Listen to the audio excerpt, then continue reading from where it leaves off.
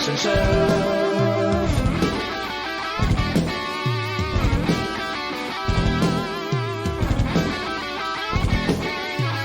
The Action Show.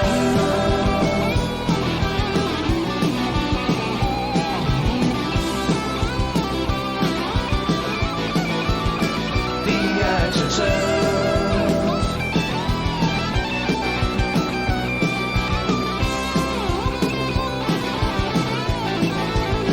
The Action Show.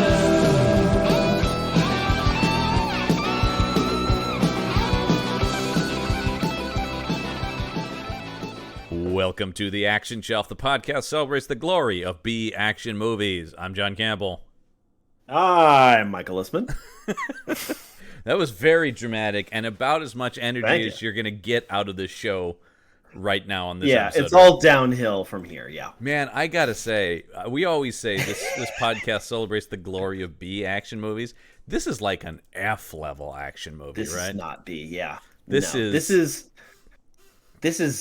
one of the cheapest movies I think I've ever seen on this show. That's the thing that's overwhelming about it. Of course it's bad. Like, a lot of the stuff we watch is bad. Obviously this is bad. But the thing that overwhelmed the badness here is the cheapness. It's so cheap. And obviously they go hand in hand. Everything about it. But, yeah. Well, because I think this is also one of the most, like, one of the biggest reaches ever for an action shelf movie. Like, this is really trying to... And even this sentence sounds insane. This is really attempting to go for something reminiscent of like an MCU movie.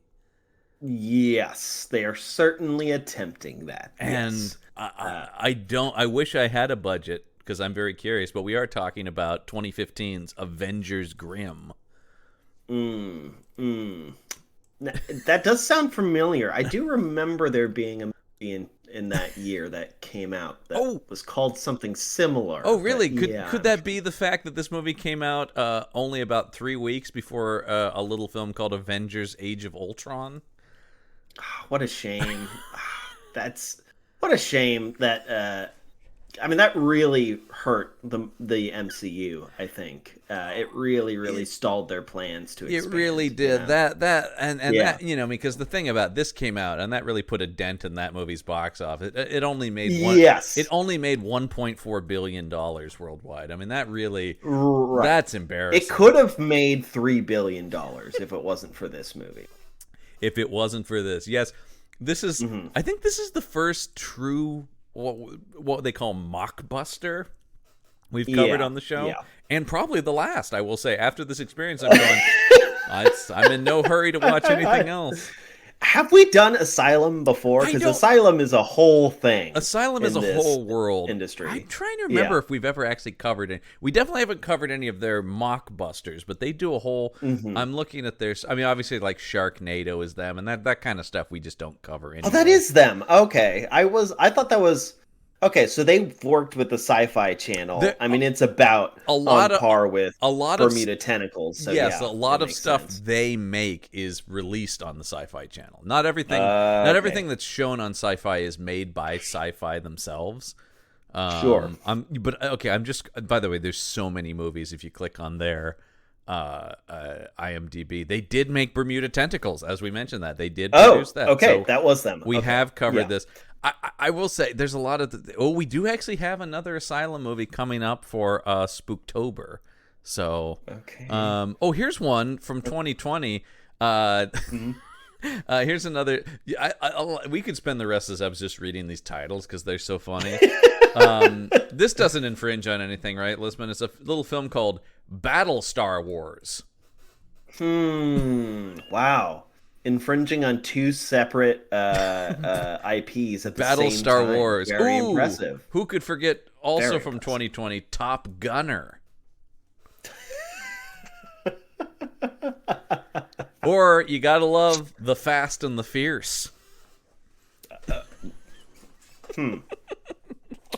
Okay, sure. The Fast and the Fierce. So we are watching The Fast and the Fierce now because we're going to compare that to. I think that will go well for them. I think so. I mean, they have the Atlantic Rim franchise. Transmorphers. The Atlantic Rim. Transmorphers, classic. I kind of want to. I mean, once again, the idea of these movies is funnier than that because this was a painful sit.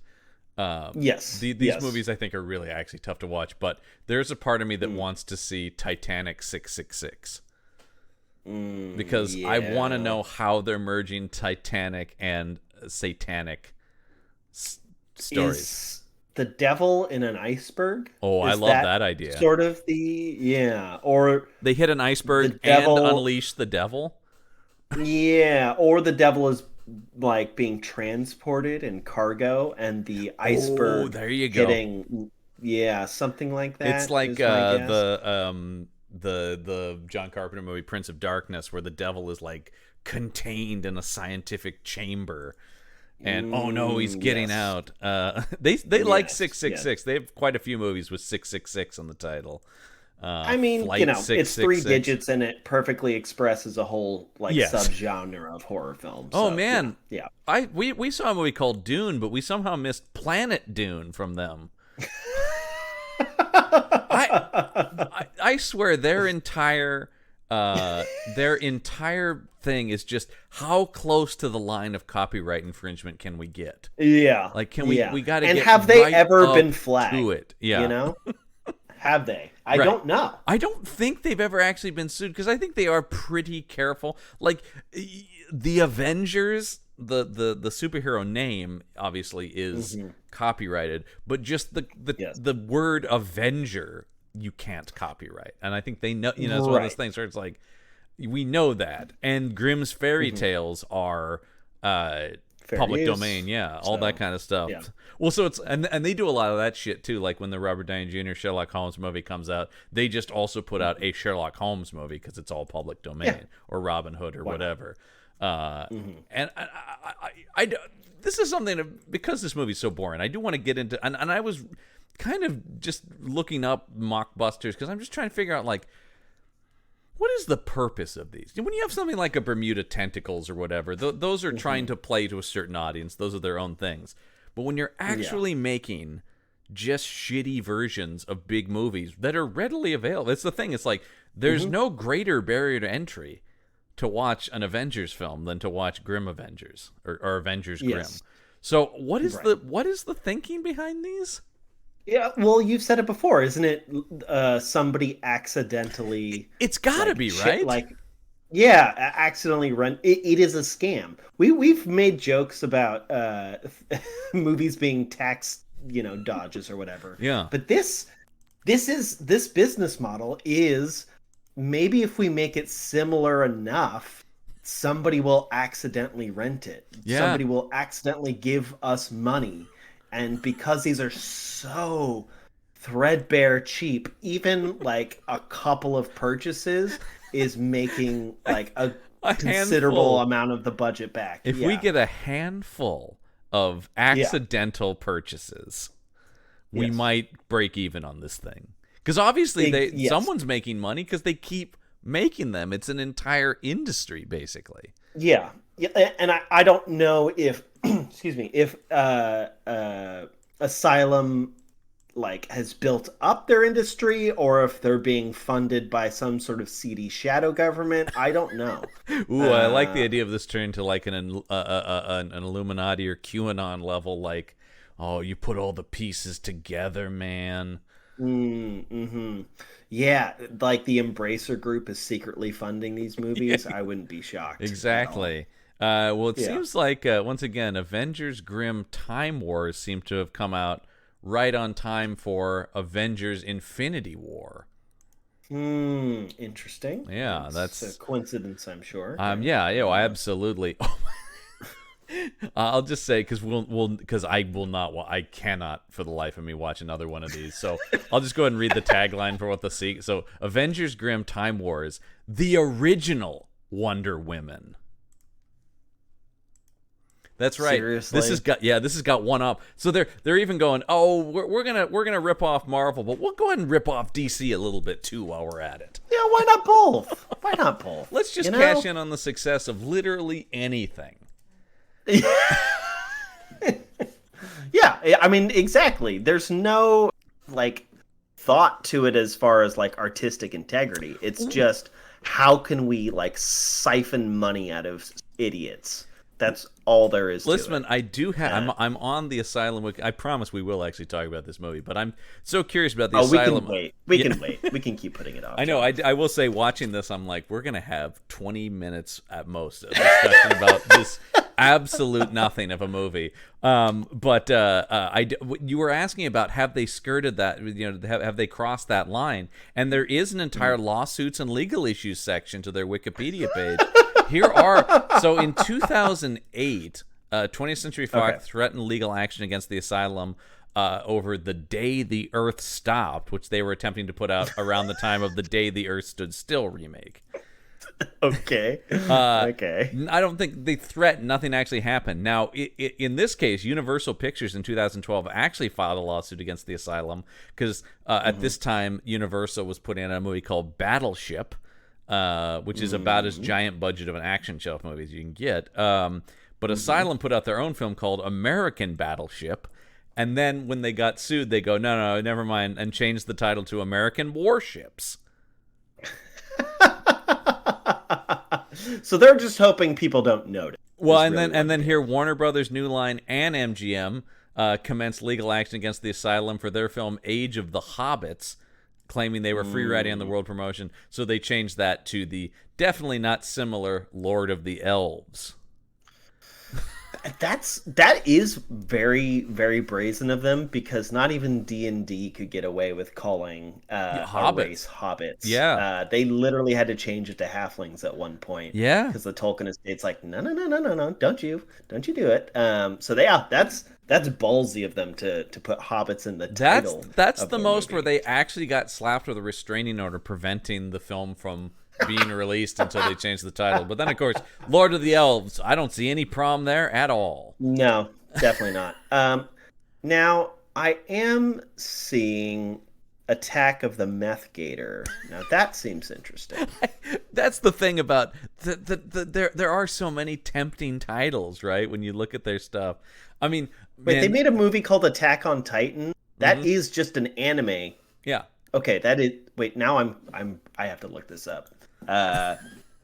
This is crazy, John. You know what? They can't just name it the anime.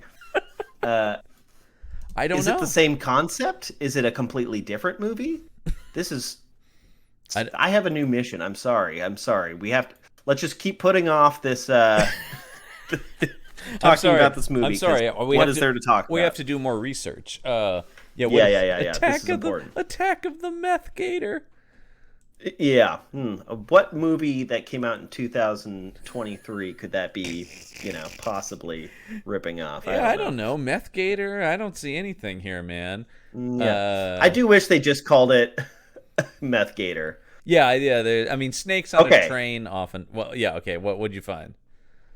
Okay, so Titan is in reference to the moon of Jupiter. So it's like a space battle movie. Okay, so that I was expecting giant, like naked giants eating people. Right. So I'm glad they didn't do that, because, well, actually, I'm kind of sad they didn't do that, because I'd love to see their take on a crazy buck wild anime. But okay, they also made a film called The Bell Witch. That doesn't sound like anything, right? I don't think so. That doesn't sound familiar. Oh, see, once again, I looked at their stuff and I go like, dude, how can we not watch a movie called Nazis at the Center of the Earth? I mean, like, I need that in my life. That's the thing, though, is they, and that's their game, right? Yeah. Dude, I swear I'm gonna stop, but I'm sorry. I love the title Tomb Invader.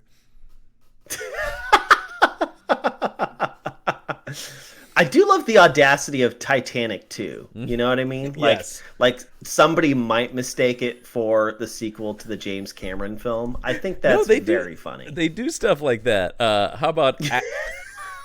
All right, the last one. Asteroidageddon. Asteroidageddon. And yes, it does star Eric Roberts.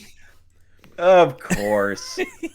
Only Eric Roberts can prevent the Asteroidageddon. All right, Avengers Grimm. Well, it's pretty clear what they've done here, obviously, is they go, hey, what's free? oh, Grimm's fairy tales. We can kind of jam all those things into a superhero adjacent thing.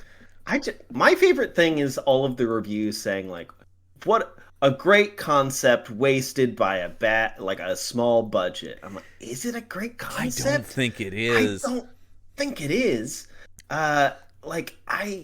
They did no character work here. I had to the only way I could tell who was who in this movie was because I had IMDb open. Oh, and good, I was looking at good call. Because I will say, in the third act of this movie, there's a climactic fight, and I go, and literally, I mean, there's like 20 minutes left in the movie, so this is on for a while, and I'm going, now which one is the purple-haired girl supposed to be? That's Cinderella, John. Obviously. Why Can't would you tell by her purple hair Yeah. and black outfit? My favorite thing in this is giving Snow White ice powers. That's my absolute. It's just like, well, Snow's in her name, so all right. Why isn't Did she you think that? Shouldn't she be the Why Ice isn't Queen? she dressed in white? Yeah, it should be the Ice Queen. Yeah, yeah. Yeah. I don't know, John. I just thought that was, know. but I just like they're like, Snow White's more known, and Snow is close to ice, so yeah, give her the ice powers. Yeah, it's like somebody Google translated the Grimm's fairy tales and then wrote a movie based on those characters. Well, then you have stuff I was just going to say, because then you have stuff like Lou Ferrigno playing Iron John, and I'm going, is that supposed to be John Henry? I don't know. That's the thing. I can't. have no idea. And that's because that's an American folk tale. It's not. But what it just comes out of nowhere, and just poor Lou Ferrigno can't make anything where they don't paint him. I know. I had the exact same. As soon as he was painted silver, yeah, I'm just like, I'm sure he was just like, oh, this again. Oh, for Jesus fuck's sake. Christ. Can I see that check one more time? Okay, all right, yeah, all right, fine, all right. Yeah, I mean, also $5.25 low, but I guess I'll take. They did put out a nice spread though at craft service. Exactly. Oh man, they're getting a party sub from Subway. All right, I'll do it. Okay. Here's the other question: is Ferrigno the best actor in this thing? I'm not saying like the guy's amazing, but I think he might. He seemed to be the two people who are probably the best are Casper Van Dien and Lou Ferrigno, and that's not a good sign. I think they are trying the most. That is not a good sign for your movie, though. There was one henchman who was decent. I know. Is it the Sebastian Stan lookalike? Yes. The guy with the beard, who I kept thinking was a yes. knockoff Sebastian Stan. Oh, it most certainly was. Yeah. But yeah, he seemed pretty decent as well. A guy who, by the way, makes most of his career as a visual effects artist and only occasionally acts and stuff. Jesus, and this guy's acting circles around all of the main characters. No, he's like a major. He's done special effects for things like the Harry Potter movies and the Fast and the Furious movies. Shit. And then he's got 5 acting credits, including mostly in. He must know someone at Asylum because they're all Asylum movies. Because his last acting or his most recent acting role was in 2015's Sharktopus versus Whale Wolf. Whoa! Okay, I remember Sharktopus. I don't remember this movie. He was also in. Don't worry, he was also in Sharktopus versus Terracuda. Okay, gotcha. And man, Sharktopus is making its rounds. It really Good is. For Sharktopus. He's also in. I kind of want to see Dracano, which is dragons that come out of a volcano. I was thinking Dracula was a volcano. Oh, that would also be good. Volcano was Dracula. There is an Asylum Dracula movie that I think you're going to have to come on Meet the Monsters for when we get there someday. Yeah, we'll see. We'll see how I'm feeling. I just can't make it, you guys. The existential dread, it's too overwhelming. Sorry. So it's very funny that maybe the best performance in the movie is a guy who is a hobbyist actor at best. Yeah, I'll say Casper Van Dien and Lou Ferrigno are going for something. Yeah. I think that Red Riding Hood is also going for something. She's the only one of the central female leads who has a recognizable backstory. personality of some sort, right? Like exactly, because it does the thing I hate in superhero stuff, where aside from their powers, there's no differentiation between these women. They're all the same character. They're all princesses who are badass bitches. Wait a minute. Did you think this movie was trying to portray them as badass? What imagery, music cues, or lighting effects made you think this? Every single moment of this movie is like, badass. Maggie turned to me at one point and was like, do you think the creators of this movie think that they're making a feminist film? You know? 100%. And actually, I will say when we get to the misguided reviews, that's what a lot of people seized upon. Yeesh. And that is not just like, well, say what you will. There's a lot of say what you will, but seeing this kind of representation of strong women is a good thing. And you're like, no! Strong women who all have to wear corsets and have their boobs hang out. And I mean, there were several times when Snow White's outfit in particular, I'm just like, man. She had the worst outfit. It is amazing that we didn't have multiple nip slips throughout this movie. Yeah, they probably had to edit around. They definitely did. I mean, it was it went beyond cleavage.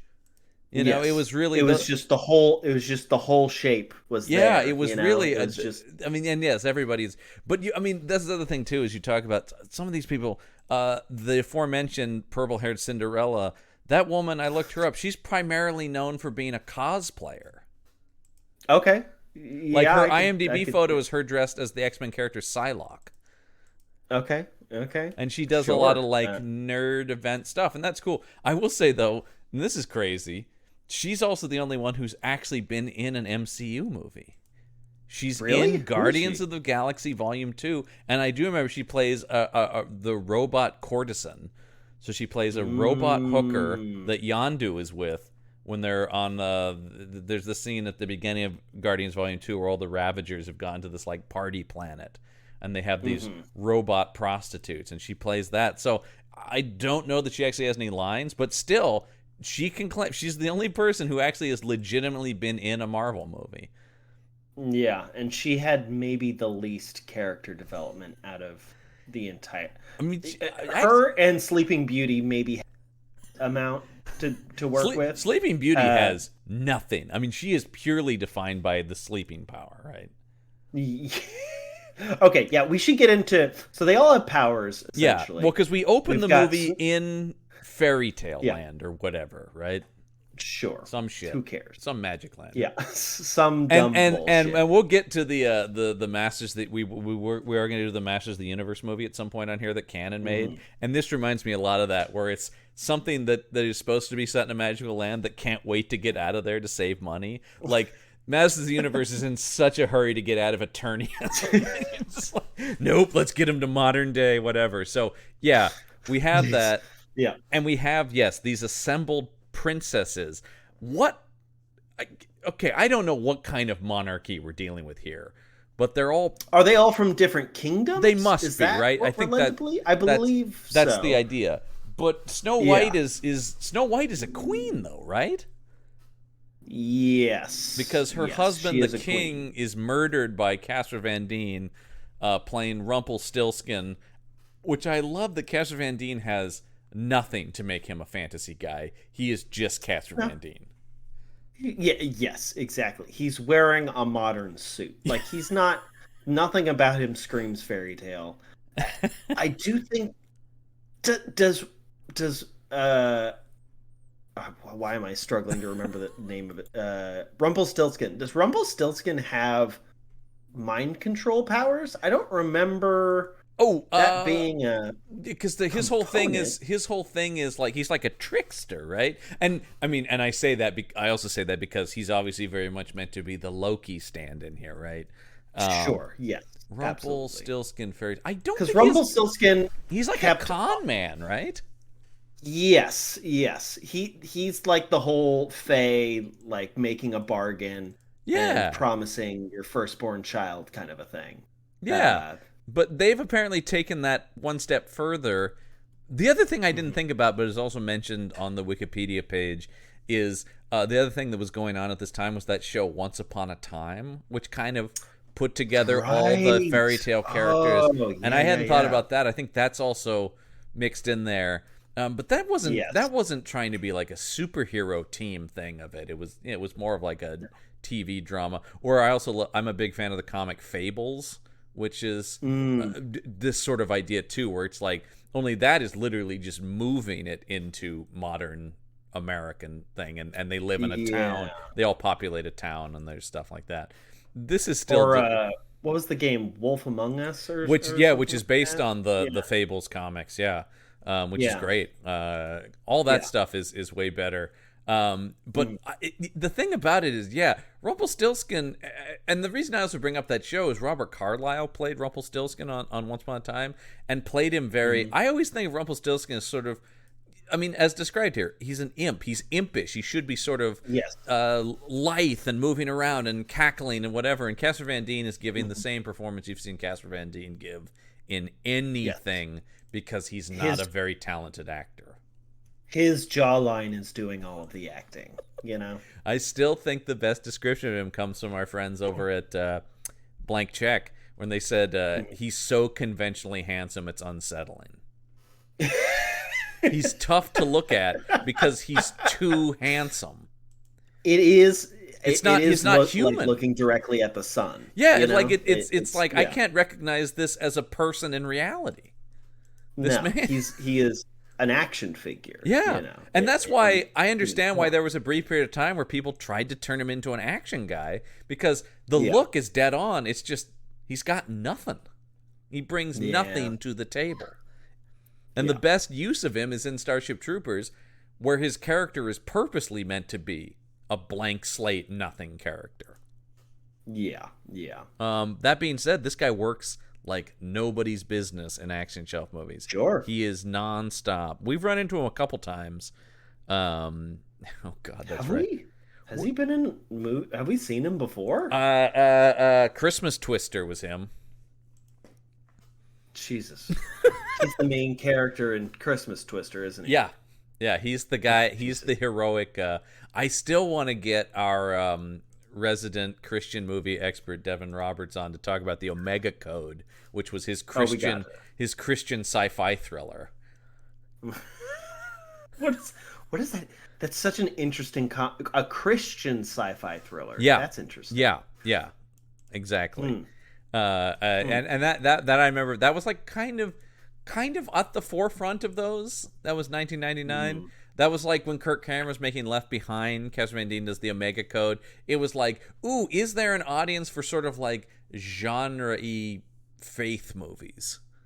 And of course, he's also done a couple straight-to-video Starship Troopers sequels that I am curious to check out. Well, there's a lot of Starship Trooper movies. A lot of Starship Trooper, and he's in some of them. And I will actually say, though, he is omnipresent over on Meet the Monsters. He's done a lot of monster movies, so we're talking about him all the time. A future episode of that we frequently tease is Dracula 3000, which is Dracula in space. Okay, I was thinking like Dracula played by Andre. Oh no, that would be too good. That would at least be curious to watch, right? No, this is, and he is Captain Abraham Van Helsing, the captain of the ship that Count Dracula is terrorizing. It's him, and Coolio's in that movie apparently too. So stay tuned for that. That's why you want to make sure you subscribe to Meet the Monsters as well. So he is. Once again, they're very vague about. I love stuff like this where it's like, we want to make a big fantasy movie with lots of powers and stuff, but we want to put no work into figuring out how it functions. Yes. And that is evident when you try to remember what every powers are. I mean, Sleeping Beauty is the easiest one only because it's like, got it. Yes. She puts people to sleep. Understood. Yeah. She waves her hand and people fall asleep. But it's also like, that makes sense. But of course, as a lot of this stuff is, on top of that, they all know some martial arts or something. Well, yes. I mean, you can't be a princess without knowing martial arts. Because it's like, push comes to shove, they can all like kick and punch people really well too. Apparently, yeah. Well, Because yes. again, there's no difference between the characters. If like one person was more and another person was more magic, Yeah. one person like they could differentiate their skill set So without Sleeping Beauty has the power to make people fall asleep. Snow White has ice powers, which means she can freeze things or form jagged icicles she can use as basically bladed weapons. Those are the only two things we see her do. Mm-hmm. Is icicles in hands, and change the room temperature to slightly below comfort. Now, can I ask this? What does Cinderella do? That's where.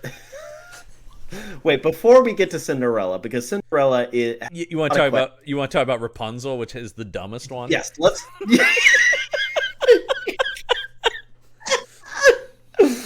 Yes. Okay, so she doesn't actually have superpower. Like they make fun of Little Red Riding Hood because superpower. Yeah, I'm not convinced. Little Red Riding Hood is the Hawkeye. The Hawkeye, or maybe the Batman of but she's literally like she's literally the Hawkeye if you're trying the Avengers comparison, because she has a bow and arrow and she's mind controlled by the main villain, which is also what happens to Hawkeye. You're right. I didn't even think about that. Yeah, they literally do the exact same thing. No. She has the exact same plot as Hawkeye in the Avengers. Okay. So that's her thing. It's definitively stated she has no powers, because the movie half-heartedly wants this thing about the elites, and she's like a normal person and they're royalty. Boy, that's lazy. That's lazy bullshit. It is, because they don't go into because they leave the world that all the characters come from. Right. Their backstories don't matter, and they're not introduced. They're at the beginning of the movie. All of them show up, and there's no point where the script tells you this is Rapunzel. Well, you can guess who, but like this is Cinderella, this is Snow White. Like it doesn't tell you. No, you just have to look it up because even their powers are so vague that it's like, oh yeah, I guess that's Snow White because snow's in her name. Which, if I remember correctly, wasn't that always the idea that she had skin white as snow? Like it was meant to be an aesthetic thing. She doesn't have any powers in any version I've ever seen of it, other than she's just a nice lady. She's just a nice lady who gets poisoned by an apple. Yeah, that's all there is. And she has 7 dwarves who do her bidding. I don't know. She like takes care of them. It's not great for portrayals of women, because isn't it basically like she's sort of like a surrogate mother to them? A little bit, that's kind of what I remember from the Disney cartoon. But then Cinderella literally has nothing to do in this. But you want to talk about? We got to talk about Rapunzel because. Oh right. Let's get to Rapunzel. Because Rapunzel actually has a power of sorts. Retractable hair. Yeah. Retractable / extendable hair, and then sometimes her hair has like a metal ball on the end of it. Yep. And sometimes it doesn't. And how that transformation happens is unclear. That's about it. That's about it. And it is. It's very convenient. And sometimes she has this like flail or mace sort of thing that she can swing around at people when needed. She kind of reminds me a little bit of the Marvel Inhumans character Medusa. I don't know if you're familiar with her, but she has hair that is sentient basically, so she can control her hair and it attacks people. That could be interesting if you had a budget. And that's that's a valid extension of the Rapunzel story. Yes. The problem becomes when you have characters like Cinderella. Well, Cinderella has nothing. Like she has no powers. There's no really. All the fantasy comes to her in her story, right? Yes. So what in this movie? What is Cinderella's power? As portrayed, it seems like she's just good at fighting. She's kind of the Black Widow of the group. Because she can transform things into other things. So she made a That's metal. Right. You're right. point. I forgot. Yes, and they do the thing where she turns the cop's gun into flowers, but it is so inconsistently used. You're right. I forgot about this. Is it that she can transform something into something else? Is it illusion magic because she makes herself look like somebody else? Well, because that is the extension they make, but the problem there being, right, in the story, her fairy godmother comes and turns a bunch of stuff into other stuff. They now have just given that power to Cinderella. Yeah, if anything, it should be all of the fairy godmothers. That would have been an approach. It's like a coven, but they're like they're fighting crime. I want to. That's something. By the way, don't steal that. Like a biker gang. We're gonna write that when this is over. Lisman and I are gonna start writing that movie, and it'll be out in theaters next summer. Oh yeah, definitely, and it will have a higher budget than this movie. It won't take much. It won't take much. No, I have more money in my bank account than this cost. I think I don't have a lot. I think 100%. You and I could if we maxed out our bank accounts, could fund an infinitely bigger movie than this. Yeah. It's this thing. I really am so bummed that they didn't say what it cost, because really it is so. I mean, I can't. We've seen cheap movies, but the fact that we are. I mean, even by Asylum standards, I think Bermuda Tentacles looked better than this. Yes, yes, absolutely. This is the CG. The CG. There's very little CG. I did. Most of it is paint. But yeah, what CG is in there is like the battle at the beginning of, which, for any of you who watched the BBC show Merlin, I want you to imagine the CG that was in that show, but worse. I want you to imagine it but somehow significantly worse. That era of BBC that was like the David Tennant Doctor Who, Merlin. Yes. Remember that show about dinosaurs? Was it Primeval? Yes, Primeval. Yeah, where it was all like really CGI heavy BBC shows where it's like, oh, you guys can't really do this, but there's some charm to it at least. Here, take all of that and make it, oh no, it looks even worse. Yeah, exactly right. Like, I wouldn't be surprised if the army that was going away from the camera toward the castle was just like a JPEG image being squished to make it look like it's getting smaller. Well, what if I told you that was repurposed from another part of the movie? Oh, was it? It was repurposed from special effects from another Asylum movie. Jesus fucking Christ, John. I mean, it is sort of a thing where it's like, there's the old, obviously, like they always talk about the thing, nobody sets out to make a bad movie, right? Everybody goes into a movie with the best of intentions, but there's got to be these people did. There's got to be some part of you when you're directing something like this, you can't feel good about yourself, right? It would gut me to direct something this bad. Like this but it's not even this bad. It's like if you make a movie and it turns out bad, well, that happens. But this is something where it's like it's made so cynically. I mean, everyone, people bag on, look, I mean, like I am a Marvel devotee, right? But people bag on movies like that or the Transformers movies for being soulless corporate IP. And that's up for debate. But this is even worse than that, where it's just like, well, if that stuff is soulless, then we're even just attempting to cash in on a soulless thing.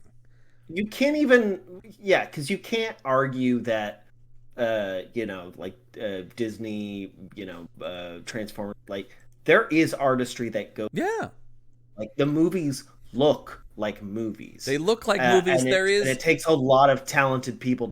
It is clear they are, and this can sometimes be where stuff breaks down, right, in terms of trying to please everybody. But you can actually feel them going, we are trying to entertain people. We are trying to give people something they will enjoy, that they will then pay us money for. This, like we're talking about, it's just a scam. They're just trying to fool people. They don't want people to enjoy this. Just a scam. There's no sense during this movie that this filmmaker is going, what's going to be the most exciting thing here? What's going to make people laugh or be afraid or anything like that? It's just, I mean, and this guy. I would believe that every single shot in this movie is the first or second take. That has to be. Every actor did. Has to be. Yeah. I mean, what do you think? I mean, they could have shot this thing in a week. Yes, at most. Yeah. I don't think they. Yeah, maybe they filmed outside of that time period to get. Yeah, I don't. But like, I don't know. Yeah, I don't. Oh God. Yeah. And by the way, the next year, this same director, who we will let's call out who's responsible here, because this is written and directed. This is not Tour by Jeremy M. Inman, and he also the next year directs Sinister Squad. Now that doesn't sound like any other blockbuster superhero thing that I can think of. Sinister Squad. I'm seeing Monster Hunters. He's directed a few, but he's written a number of Asylum movies. He wrote the aforementioned Battlestar Wars, Martian Land. He wrote whatever the hell that is.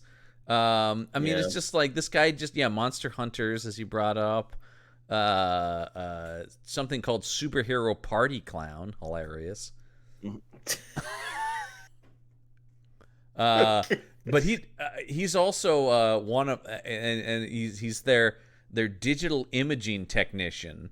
For a lot of their movies, including Bermuda Tentacles. Yep, and Sharknado. So this guy is responsible for a lot of the visuals we see, and the digital work. I don't like judging people based on their physical image of this man on his profile, but he kind of looks I think like it's what more you the I think it's more the attitude that is it's the oh my God, the cocked head of his profile picture. Yes he's got a real what you bro something, bruh, come on bruh. I just look. I mean, there's a photo on his IMDb of him on set directing, right? And here he is talking to Lou Ferrigno, painted silver, and the girl with her Rapunzel hair on.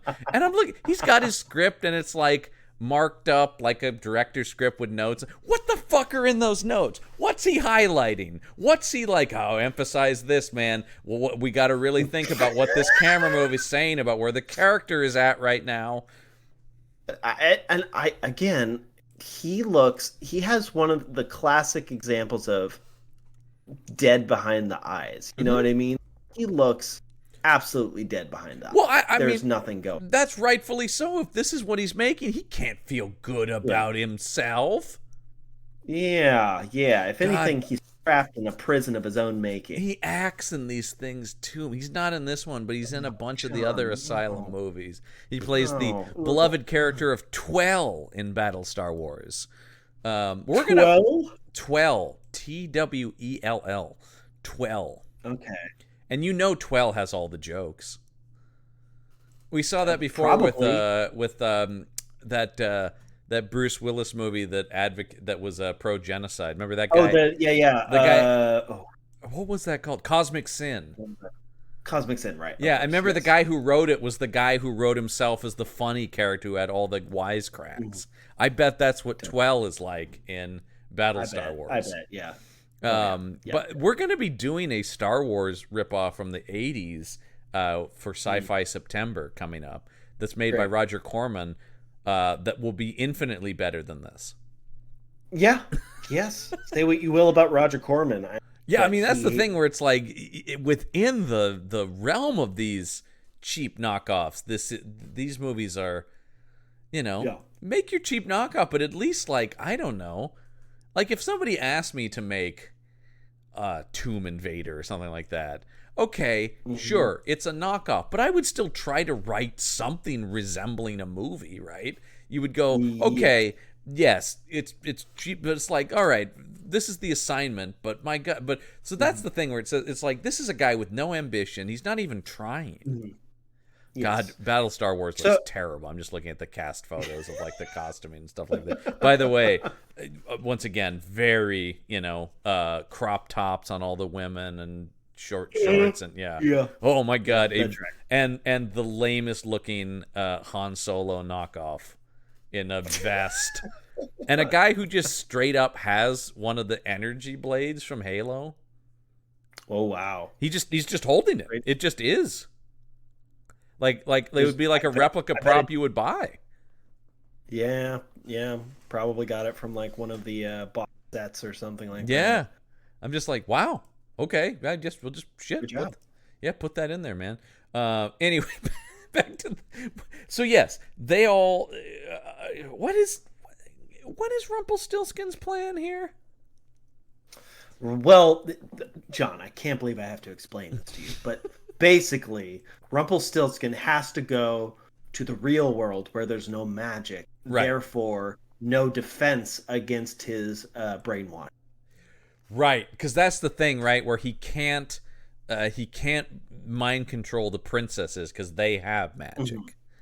Is that why he can brainwash Red Riding Hood? Because she's a regular, she's a regular person, not born of royalty. Which apparently, in this world, if you are royalty, you also possess powers of some sort.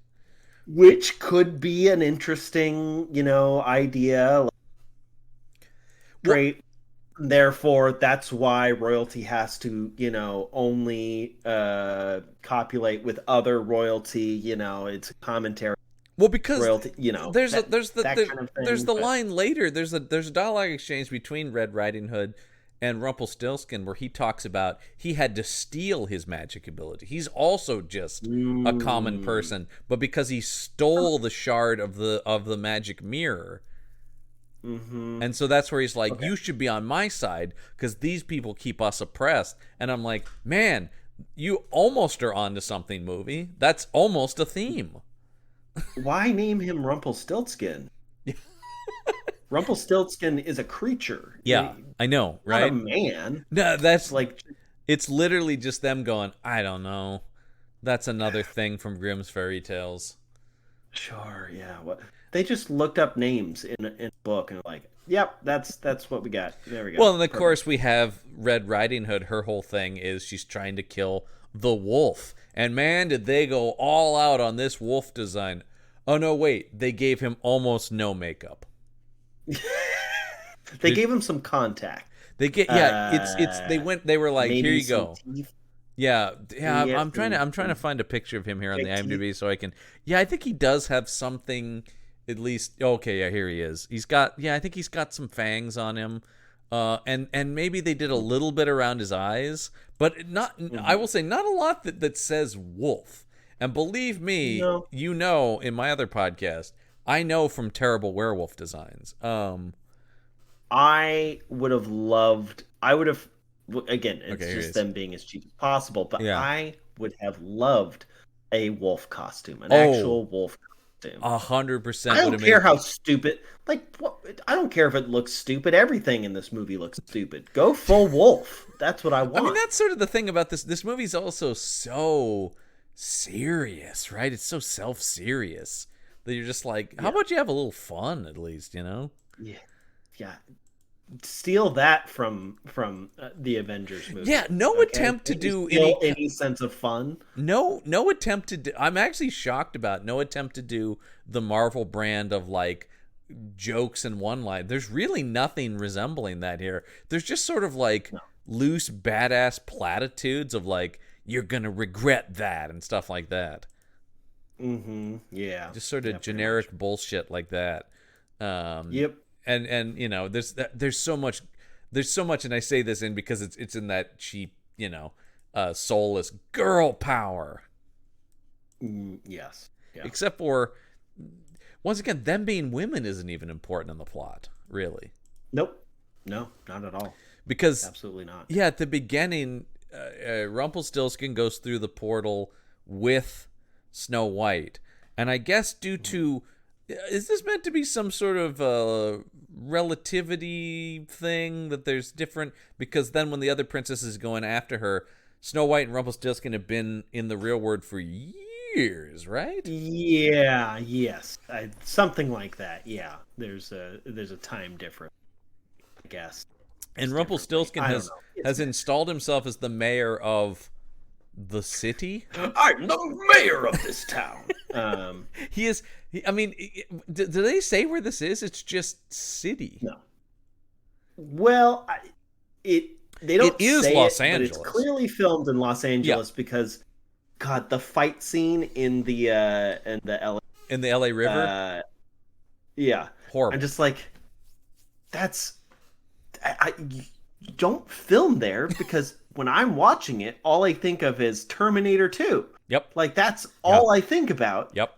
And I can't help but think like how embarrassing it must be to be filming this in Los Angeles in such an iconic location where everybody's like, "Ooh, wow, that looks like shit." Like anybody walking. There's also a great scene there in Drive where Ryan Gosling is driving his car down the LA River. Yeah, and it's very cool.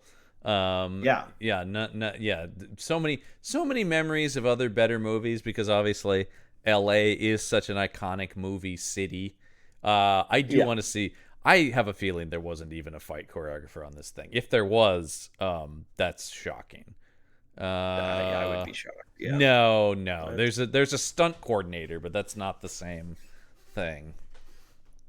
Yeah, I don't see anyone specifically call handling themselves a stunt coordinator. So, right. Also, it's always a good thing when you have a stunt coordinator and then 1, 2, 3, 4, 5, just 5 stunt people.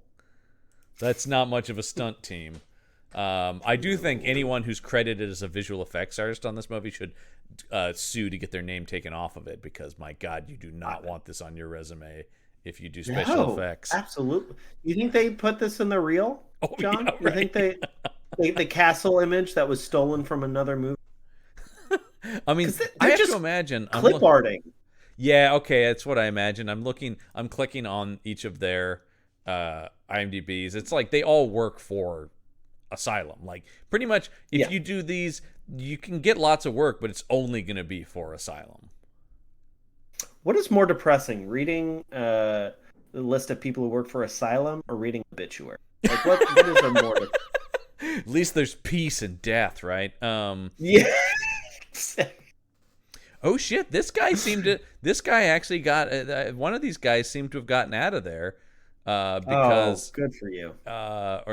This person did work on both Avatar: Way of Water and Doctor Strange and the Multiverse of Madness. So are you sure they didn't work on let's see, Doctor Mystery and Professor Mystery and the Spectrum of whatever. Oh gosh. No, it's Battle for Pandora. Battle for Pandora. They did make one of those. They did. Oh, they very much did. Yeah. Well, one of them worked on last year's Thor: God of Thunder because technically, just the character of Thor can be used by anyone. Not Marvel specifically Thor, but yes, they did. Man, what's interesting is they appear to have made 4 Thor movies that have all weirdly come out right around the time Marvel put out Thor movies. That's so strange. I can't. That is so strange. We all love Thor Ragnarok, but did any of us see Thor End of Days? I did not. I missed that I one. do very much want to see Shark Side of the Moon, just because the title's so stupid. There are actually so many Thor movies because obviously he's a mythological character. So it's not just Asylum. So many cheap studios have made Thor movies, including one that stars the oldest child from Home Improvement, who we often make fun of. He played Thor in the movie. I feel like at some point we might have to do that just for the comedy of that guy having played Thor. Tim Allen's single word review is "Oh." That guy's also a huge piece of shit, Zachary Ty Bryan. Yeah. He goes on Fox News all the time. And he got arrested for beating his wife. Oh, no. So, family values. Yeah, man. But Hollywood, man, and their fucking liberal agenda. Am I right? Well, here's a movie that has no agenda because, like I said, even approaching the broadest concept of a social commentary is immediately steered away from. Yeah, like him being it's hard for me him being the mayor is what I'm saying. Like, okay, yeah. there could have been something there about how he's like, yes, American politics. Look at how easily I've taken them over, or something like that. Yeah, the system is so corrupt. I just fit right in. Like, I mean, that's like a key. There is a great Marvel miniseries called Vote Loki that is basically about that, where he's like, look at how easy it would be for me to become president of the United States. There's also the famous President Lex Luthor storyline from DC. Supervillains having actual mayor. They just wrapped up the whole Mayor Fisk arc at the as part of Daredevil that I think actually is looking like is going to be possibly a big part of the new Daredevil series. The idea of sort of these supervillains going legit by going into politics is pretty fascinating. Didn't something happen to Fisk in the Hawkeye show though?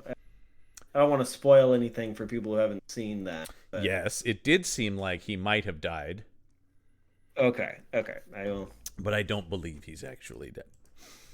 Okay. Yeah. Most likely what happened is, and we should also get more answers because we'll see him first in the Echo show before we see him back in Daredevil. So, that's true. So that's true. A lot of people assume he was probably blinded by the gunshot because there was a whole arc in the comics where he was blind. Okay, gotcha. It just seemed weird to get Vincent D'Onofrio. Yes, thank you. God, my brain is broken watching this movie. It seemed this weird movie getting made Vincent us dumber. Yeah, immediately. Yeah, right. Yeah. No, I think, and it is key that the camera, is pulled out on like a shot of the city when the gun goes off. Sure. Sure. Yeah. No. He's back in both Echo and Daredevil. What movie are we talking about? It's called Avengers Grimm or something. Can I say I did almost throw up for when one of them, who could know? I don't even know which one of them fucking says this line. Goes, one of the four. Yeah. We're not heroes. We're Avengers. And I went, are you kidding me? Yeah. Come on, man. I'm like, dude, the concept of an Avenger obviously has a lot of meaning to me. So when somebody goes, we're Avengers, I'm like, oh, God. Also, that was very much trying to do the Tony Stark, if we can't save the world, you can be damn sure we'll avenge it. All right, like which is one of the big lines in the first Avengers movie. And here they're trying to, man, also, I don't know who's responsible for the score on this thing, but the shitty superhero, the attempt to do like blaring epic superhero music. They also do the a horrible attempt to do the Guardians slow motion team walk shot. Yeah. Are you kidding? Less effective when it's just four women in very poorly constructed garments just walking down a street in LA. Yeah, they're just like under a bridge. Yes, no surprise here. This composer, Chris Ridenour, has almost exclusively Asylum credits. Okay. Oh, look, here he is. And you can't even blame him for the score because he's using rendered thing. Yeah, it is. I mean, iMovie. Yeah, like a lot of stuff, right? It's just sort of like we need music on this tomorrow. Yeah, he downloaded a free pack off of the internet and just stuck him in the movie. Oh, he worked on an Asylum movie called Megalodon that came out. Well, let's see what else was out that time when that came. Have you heard of this movie, The Meg? No, that doesn't sound familiar. Something tells me in a couple months they're going to put out a Megalodon sequel from Asylum. Interesting. Okay. I have a feeling. I'm pretty sure the Meg about Meg Ryan. Yeah, that's right. That was the Meg Ryan biopic. Okay. Now it makes sense. Oh man, Michael Madsen's in there, Megalodon. That's a bummer. He's a good actor.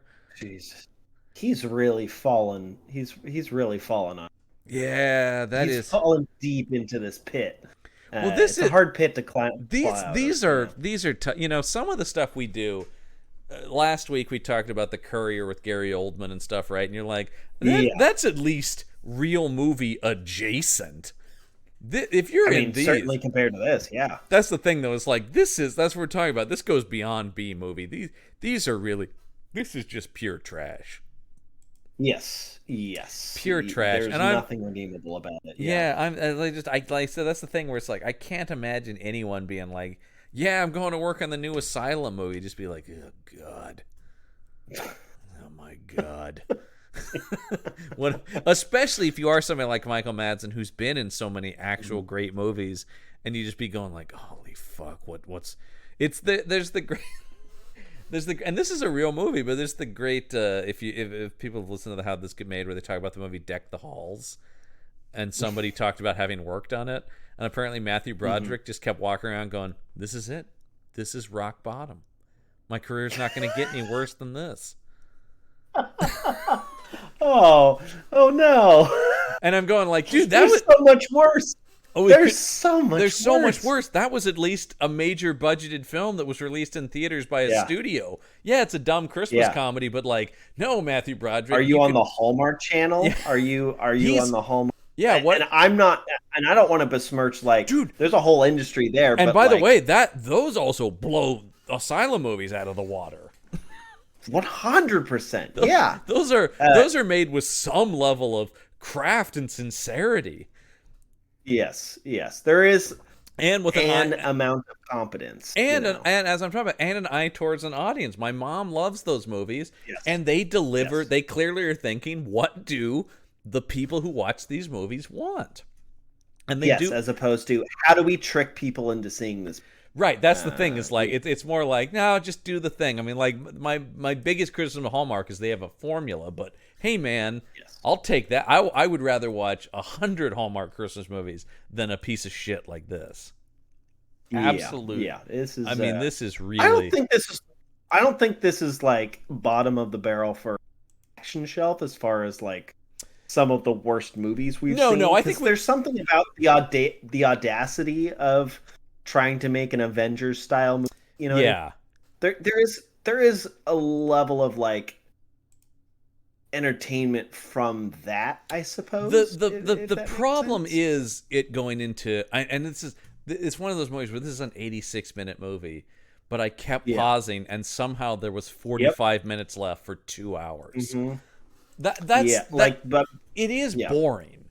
There are parts of it that are stupid, but then it's also just boring. Because it's taking itself so seriously. So every time they're talking about, because the whole battle becomes who possesses the shards of the magic mirror to open portals. Mm-hmm. And anytime anybody's talking about, we have to get that shard back from, like, oh my God. Oh, who could ever care? Like literally the movie had 15 minutes left. Yeah. And I'm like, the movie could end right now. Yeah. Mid-sentence, mid-word. Yeah. And I would be like, this is a much better ending than whatever is going to come after. Yeah. Because who cares? Right. Yeah. That's it exactly. Just you know, and I think you can go even lower than these movies. I think there are even, I'm looking at other like superhero stuff that I think is even lower, believe it or not. And at that point it's just like, it's just become sad. You know, it's not even. This is kind of sad. This is pretty sad. So that's the idea of going like. Yeah. But when you get to stuff like I think we briefly mentioned last week, The Amazing Bulk, and like that's not even Asylum. That's even lower than Asylum.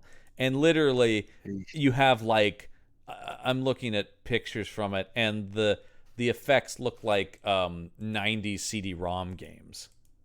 Oh no. You know, and you're just going like that's not even.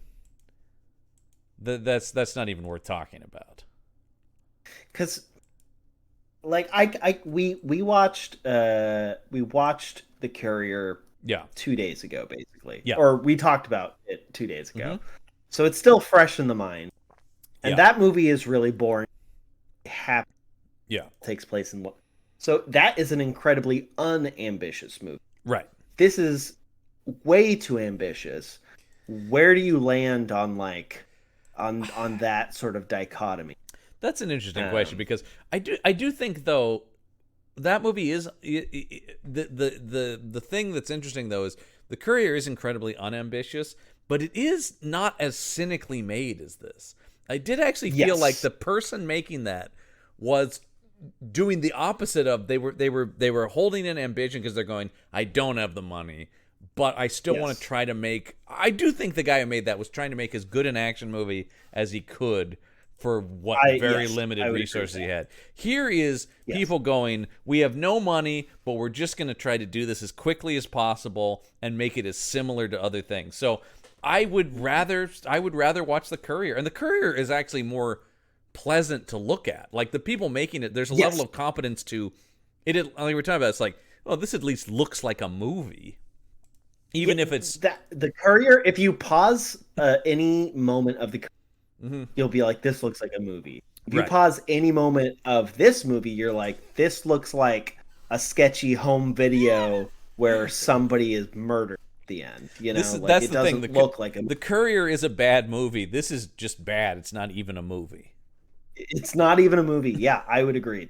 Not a film. Man, it's a scheme. I think that's the thing about it, where I'm going like, yeah, I don't really want to talk anymore about asylum movies because it's all just fake. It's all just they're just jackasses who are screwing with people. Yeah, giving them any amount of attention is good for them. It's why I hate the Sharknado movies, because it's like, all right, now it's bad and you know it's bad and you're trying to make it bad. Like, that's not fun. One of the things we like on here is we do like sincere movies, even if they're terrible. I think canon movies, they were trying to give people their money's worth. Those guys were trying to, they were absolutely trying to make movies people would have fun with. Now, they cut corners. They were looking to spend as little as possible doing it. But there is a level of, this is going to be fun. And I think, that's the thing here, where it's like, these people don't give a fuck. Nobody on this movie could You can't. Like I said, what is there to latch on to? Nothing. So is that, do you want me to, I don't know. Is there anything else we really need to, I'm trying to think. If there's really, no good deaths. There's no good one-liners. No. I don't think there's anything to really even talk about here. So what that will lead me then to what I was talking about, which is people who apparently like this movie. How? I don't understand. Well, here we go. These are the I was confused on the last episode how anybody. I legitimately don't know, unless it's like one of the creators being like, just post something positive. So that there is somebody who's clearly like the spouse of someone who worked on the movie, because it's like, Jeremy said he had a lot of fun doing this, and you're just like, all right, well, that's or whatever. It's like, he said Lou Ferrigno was really nice or whatever, that kind of stuff. What Jeremy said? That's the director. Jeremy's the director. Oh, then I think Jeremy's wife or something is posting. Where was that? That was on here. I saw that on here. Good. Let's see. Is this it here? Yeah. Regarding the cast, Jeremy was very fortunate to work with the exquisite princesses that made up the team. Where is this here? I'm trying to think about where she keeps mentioning Jeremy. Jeremy commented that Chris nailed the tone through every moment, which kept the movie moving along at a brisk pace. Jeremy shared that during production, him and stunt choreographer Daniel Hernandez, I guess maybe that he counts as the coordinator and choreographer. There's not even the thing that's interesting about, we always talk about movies that cut around because the actors don't know the choreography. I don't even think there is choreography to know in this movie. Like, there's no sense that anything. During the climactic fights, Daniel brought in stunt double Heidi Moneymaker, who doubled for Scarlett Johansson in the Avengers. That's really unfortunate, because I do know Heidi Moneymaker because she does a lot of the Black Widow stuff, particularly in the first Avengers. A lot of those sort of like backflips, or that cool sort of signature Black Widow move where she like runs up somebody and wraps her legs and spins them. But if they use that woman on this, they did not take advantage of any of her skills. I didn't see any cool stunts. No. I saw nothing. No, whereas like there's so much awesome stuff with Black Widow in both her own movie and in the Avengers movies. I want to read a few reviews here, though, because they're all kind of on the same point here. So this first one comes from, oh boy, you know this guy's up to no good, because his IMDb profile name is Mischief810. Oh boy, baby. Oh boy. Rumpelstiltskin himself. Oh shit. He gives us 2 reviews in one. So the review is titled, "How about some female badasses as an action flick? ? Short version, these princesses are not to be trifled with. Longer version, these 5 ladies kick butt. They look good doing it, and this film entertains anyone willing to suspend disbelief and accept that unbelievable stuff happens in an action fantasy sci-fi flick. This movie does get a little boring in the first 25 minutes or so, but once the action starts in, it simply does not stop.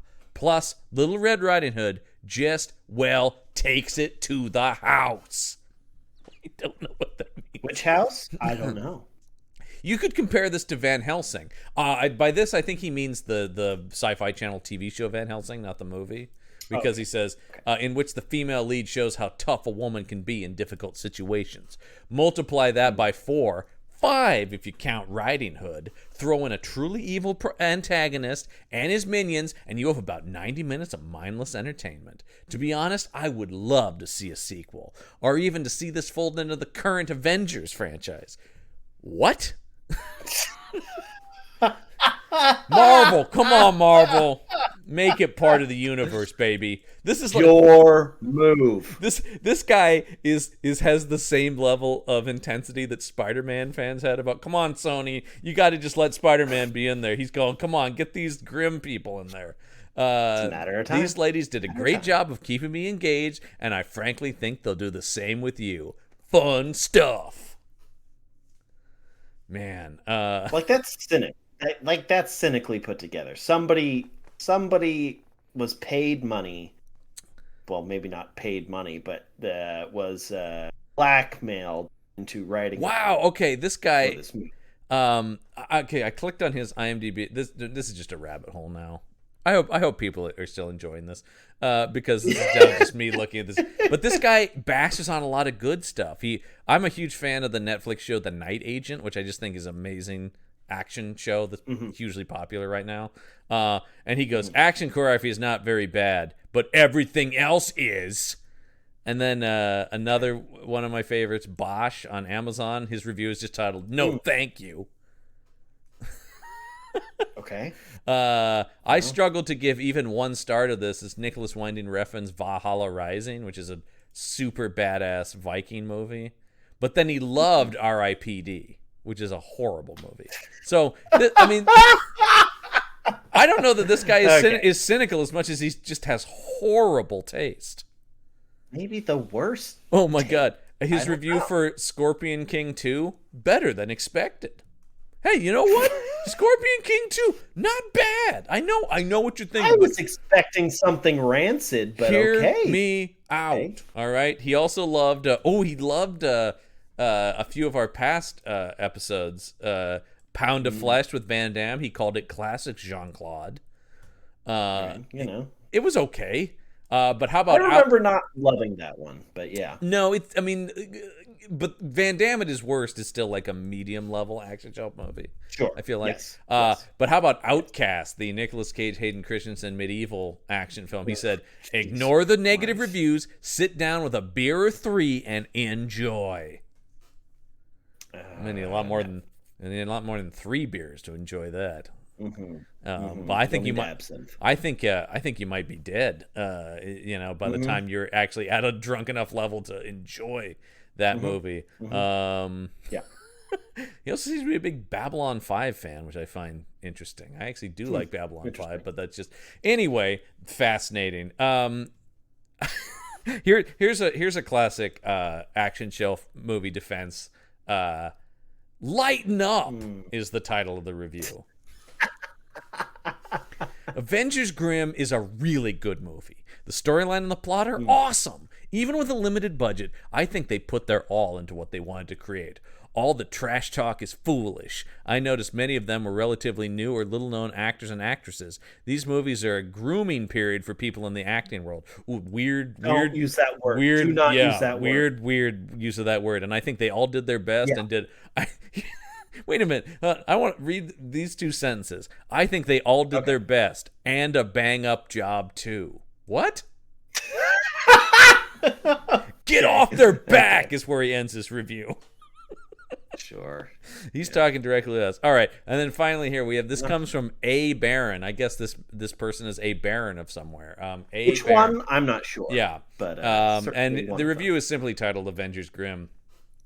This film is pure fantasy, but as it never pretends to be anything else, you can forget about little things like the laws of physics. I always love when people say that. Like, our problem was that this violates the laws of physics. Yeah, we didn't once bring that up. Of course not. It has had some surprisingly bad reviews, but perhaps some people just don't get it. Dude, this is not to be taken seriously. It is based on characters from world-famous fairy tales bundled together, transported to the west coast of America, and brought up to date.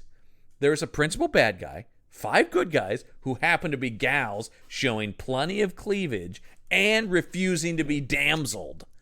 Oh, you know what I like? It's both ways there, buddy. He likes objectifying them, but also that they have agency too. So, yeah.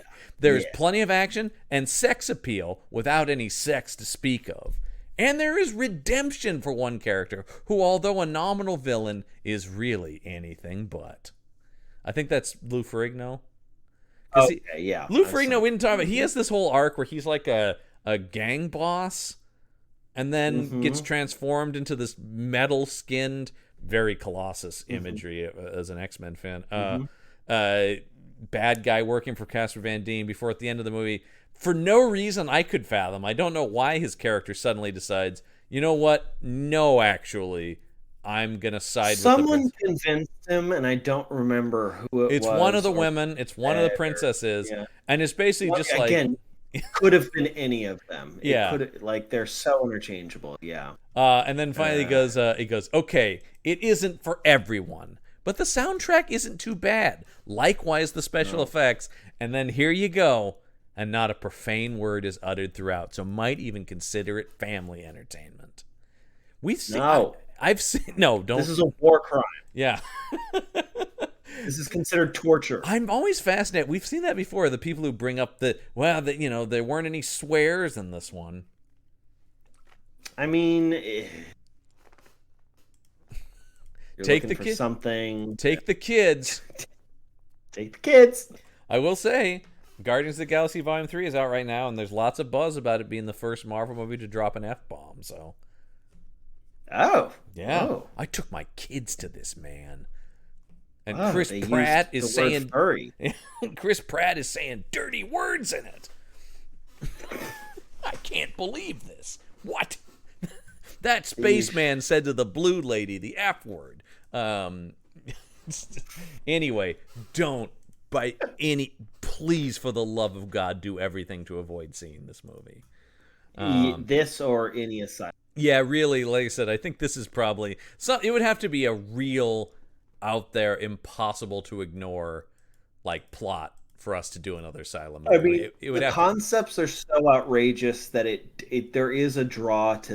Yeah, it is. Like, it is that, like I said, Titanic 666 comes to mind as like, well, no, what is that? I think for sure mockbusters are out the window. If we were, it would be something like a Bermuda Tentacles if we came back for them. But I don't have it in me to watch Avengers Grimm or Metal Man or any of that shit. No. Transmorphers, I couldn't. I have seen, only because Mystery Science Theater 3000 did Atlantic Rim. I have seen that, and it's on the same level as this. So, yep. Yeah. What if it happened in the other ocean? Ooh. Oh, interesting. You know, there's more than one ocean. But Guillermo del Toro doesn't own the oceans, man. Wait a minute. Hold on.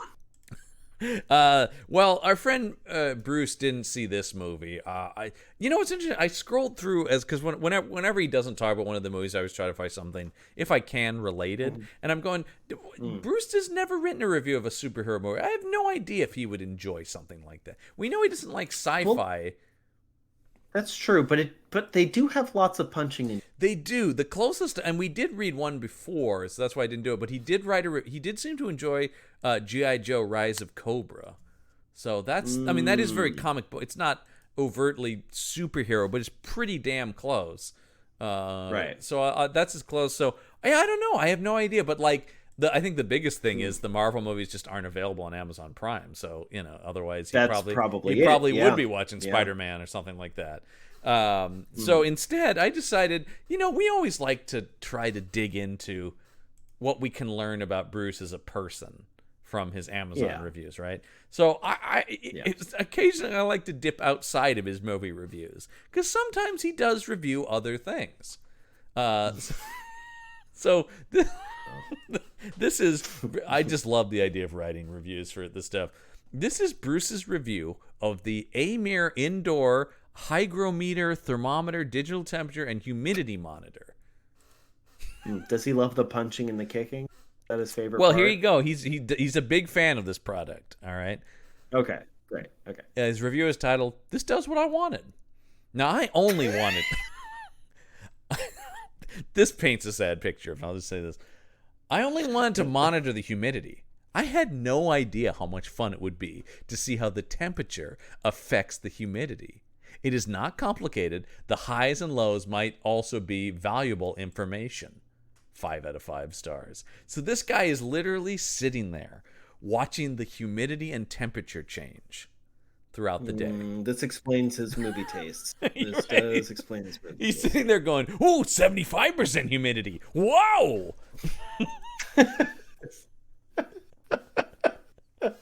He's a man of science, John. He is. I mean, this I think we've also previously covered his allegiance to the Duracell battery company. Yes, He's a Duracell Energizer man. is the Antichrist. We know this. I mean, and we read one Duracell review. He's written like 10 reviews for different sets of Duracell batteries. Okay, Sure. And he goes, "Oh, you're not going to get any better than this. Always go with Duracell." God. I just can't. I'm sorry. I know, but I can't imagine ever being like, "These batteries are really good. I better tell people about them." Do you think he has a review of paint? I just want to in so many words describe paint. You know, I think that would really complete. I'll tell you the closest. He does have some reviews of printer ink. Okay, Which we'll get that, that leaves us somewhere to go down the road, folks. Don't worry. Okay, There's great. lots Yeah, of other yeah. and I actually my favorite still is his love of the Magic Eye calendar, the Magic Eye puzzle calendars. Oh my god. Yeah. That is still one of my favorites. That we'll check in on those because he every year there's a new one. He writes a new review. And they're most of them are just like, still great. You've done it again, Magic Eye. Well, listen, what should we come up with this week? Because I don't know that we want a continuation of what. Okay, how about this? What if we just, ignoring this thing, but let's take Grimm fairy tale characters and put them in a new adventure. Okay. It doesn't have to be this continuity, right? And when we fire up our action, our handy dandy action movie title generator, and see here, I'm gonna set it to fantasy, because we can do that on this. I'm gonna set it to fantasy here, and here we go.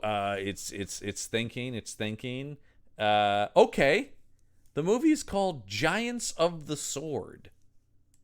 Okay, this is good. Yeah, that's good. That's good. Giants of so the Sword. there's probably Jack and the Beanstalk. That's immediately where my mind went as well. Yeah. Which, do you remember they did try to turn that into a major Hollywood tentpole blockbuster a few years ago? Dude, Jack the Giant Killer. I am just now remembering that did. No one saw that movie. I did actually. That was directed by who is that directed by? Oh, that was directed by famed sex criminal Bryan Singer.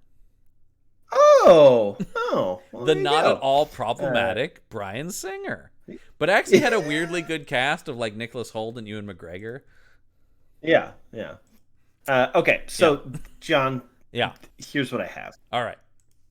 It's a heist movie. Ooh. Okay. It's like Ocean's So they 11 need to with steal- the Grimms. Exactly. Yeah. So the giant in the clouds has a magic sword, I would assume. Right. Because that's I've already forgotten the John, this movie has destroyed. I think we have actual brain damage from this movie. Like I feel dumber, and I watched it just before I came on, so I'm like really it's swimming fresh around out my of head. it. Yeah, it was the only time I could find to watch it was like 2 hours before we started recording. So Yeesh. yeah, I know. So I'm just like, golly, just my brain is mush right now. But anyway, yeah, the giant has a magic sword. That needs to be stolen. So who's the team? Okay, well, all right. Yeah, let's think about who would we need? Who would be? I mean, I think a Rumpelstiltskin, but used in his proper like con man form. Yeah, he's the face of the group. Exactly. You know? Yeah, he's the guy who's gonna he's gonna run whatever the distraction is, sort of thing, right? The confidence game of it. I'm trying to think of who our leader is. Well, Hansel and Gretel will be in it. Mm-hmm. And their backstory is that they killed. Are they witch hunters, or do they accident? You're talking about much like the movie Hansel and Gretel Witch Hunters? Oh, you're right. That is already a thing. It's a very silly movie that I do enjoy, though. But sure, yeah. No, I mean, but maybe they are the people who will get it done. These are people who are hardened killers, right? Yeah, they are. Yeah, exactly. If somebody's got to go, you call Hansel and Gretel. Do it. Yeah, there's that. I'm trying to think of. So is Jack our Danny Ocean then? I think so. Yeah. Yeah, I think Jack is the Danny Ocean. I'm trying to think of who the other Grimm characters are. I mean, obviously there's the characters in the movie, Little Red Riding Hood, the Big Bad Wolf, Ooh, the Big Bad Wolf. Oh, maybe the Big Bad Wolf is if Rumpelstiltskin is the confidence man, but the Big Bad Wolf is a master of disguise, because remember, of course, he dressed up as that old lady. Right. Yes. There you go. Absolutely. Yes. Mother Goose, what's her deal? I don't remember. Great question. I don't know.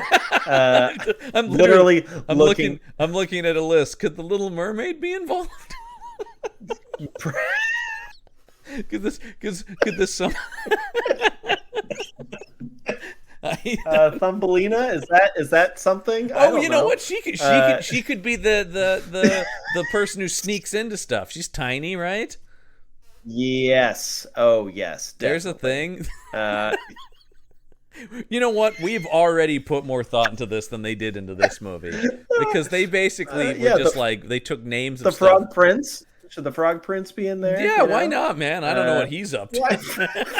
Who gives a shit?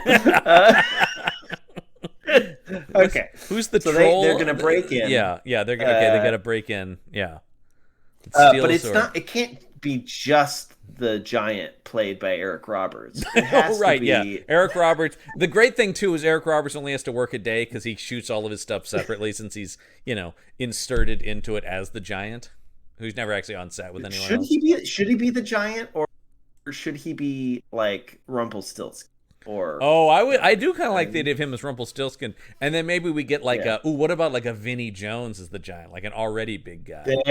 So he's like, who's trying to steal my sword? You bastards! Fist me up! Yeah. Now me sword. I'm gonna step on you, you motherfuckers. Because this is a hard R. This ain't for the kids, all right? No, definitely not. There's lots of swears. Okay, there's a lot of swears. Many swears. It's wall to wall swears. Thumbelina, get the fuck over here. Yeah, I don't know. I think we lost the thread. Well, it's still Giants of the Sword. It's you know still what though? better than the movie we just watched. Right. By the way, email us if you have better ideas for what that could be. This movie broke us. This is a weird episode of the show. Next week, it is. Listen, next week I think we're back on track with something a little bit normal. We're gonna watch a movie next week. Are we gonna watch a real film? I think it's a real film, and it's a real film because it has America's finest thespian, Ice-T, in it. Yo, Ice-T's back on the show. That's right, folks. Next week is Final Voyage. This is I think it's a Die Hard on a cruise ship sort of scenario. Excellent. Ice-T is our Hans Gruber. As described in the plot description, he is a modern-day pirate and madman. Great. We'd love to see. Yo, I'm going to take this boat over. It's my boat some now. People call me a modern-day pirate / madman. That's right. We do love Ice-T on this show, and it means an excuse to do our impression of him. And actually, I do think Ice-T, I do think is a good actor in that you hire Ice-T to bring Ice-T to the project. Absolutely. If you ask him to be Ice-T, he's entertaining. He's always entertaining. He is. Yes. I mean, he is extremely watchable. I always find him compelling. Yeah. I'm a huge fan of his on Law & Order SVU. I just like the guy. I just like seeing him. So that in some ways this will be a palate cleanser. And I will say, Listman, I'm going to ask you if you want to hear the tagline. This is a good one. This is a really good tagline, which we haven't had in a while. Okay. So here it is. The movie's called Final Voyage. It's about the cruise ship. Set a course for terror. Come on, man. How do you not watch that movie? So that's next week on the show. It's Final Voyage. It's available for free on YouTube because I don't think who could care? Yow. You can watch my movie anywhere. I don't care.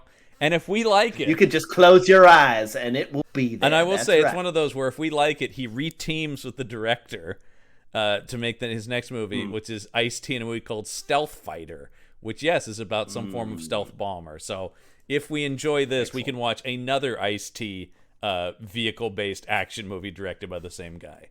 Can't wait. Yes, absolutely. Very excited for that. But that's going to do it for this week's episode of The Action Shelf. I'm John Campbell. And I'm broken. Until next week, get yourself some action, because you didn't find any here. The Action Show.